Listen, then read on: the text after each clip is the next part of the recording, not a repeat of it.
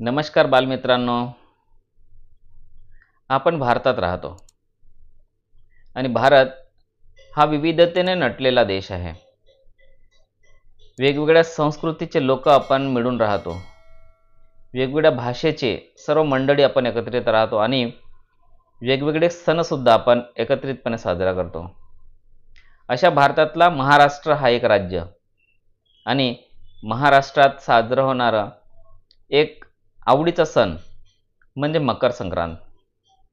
तुमच्या शाळेत किंवा तुमच्या गावात विविध स्पर्धा आयोजन केले जातं आणि या स्पर्धेमध्ये भाषणसुद्धा असतं आणि तुम्हाला भाषणाची गरज असते.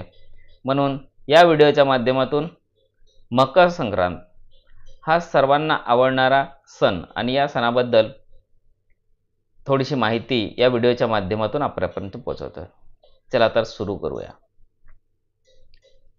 माननीय अध्यक्ष महोदय, माननीय मुख्याध्यापक साहेब, वंदनीय गुरुजन आणि विद्यार्थी मित्रांनो, 14 जानेवारी हा दिवस मकर संक्रांतीचा दिवस म्हणून ओळखला जातो.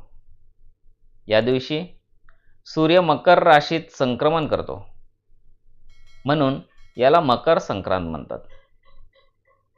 सूर्याचा ताप यानंतर तिळातिळाने म्हणजे हळूहळू वाढत जातो आणि थंडी हळूहळू कमी होत जाते. या दिवशी तिळाला फार महत्त्व असते. हा सण हिंदूंचा महत्त्वाचा सण आहे. महिला मंडळी या सणासाठी हलवा तयार करतात.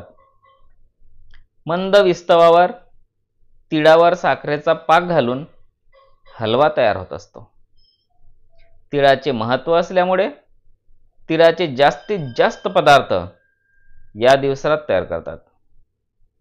तिळगुळाचे लाडू, वडी मोठे लोक लहानांना देतात. तिळगुळ खा आणि गोड गोड बोला हा या दिवसाचा संदेश असतो.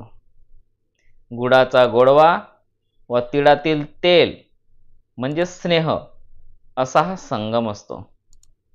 रथसप्तमीपर्यंत तिळगुळ देतात. लहान मुलांची लूटही संक्रांतीला करतात. महिला घरोघरी हळदी कुंकू करून एकमेकांना वाण म्हणजे प्रेमाची एखादी भेट देतात. या सणासाठी पांढरी खडी असलेली काळी साडी मुद्दाम नेसतात. अशा साडीला चंद्रकला म्हणतात. मुलांना हा दिवस आनंदाचा वाटतो कारण या दिवशी पतंग उडवायचे असतात. निळ्या आकाशात विविध रंगी पतंग एकमेकांच्या गळ्यात गळा घालतात. मित्रांनो, आज तिळगुळ घेताना आपण सर्वांनी प्रेमभाव वाढविण्याचा निर्धार करावा, हे माझं सगळ्यांना सांगणे आहे. तर असा हा छोट्या स्वरूपातील भाषण खास आपल्या बालमित्रांसाठी. अशा प्रकारच्या छोट्या छोट्या किंवा मोठी माहिती पाहिजे असेल तर मुरली स्टुडिओ हा चॅनल तुम्ही आता सबस्क्राईब करा. अशा व्हिडिओ तुमच्यापर्यंत सर्वात पहिले पोहोचणार आणि आपल्या मित्रमैत्रिणींना शेअर करायला मात्र विसरू नका. त्यांनाही अशा माहितीची गरज असते म्हणून त्यांना शेअर करा, कारण त्यांच्या उपयोगी येतील अशा सगळ्या माहिती.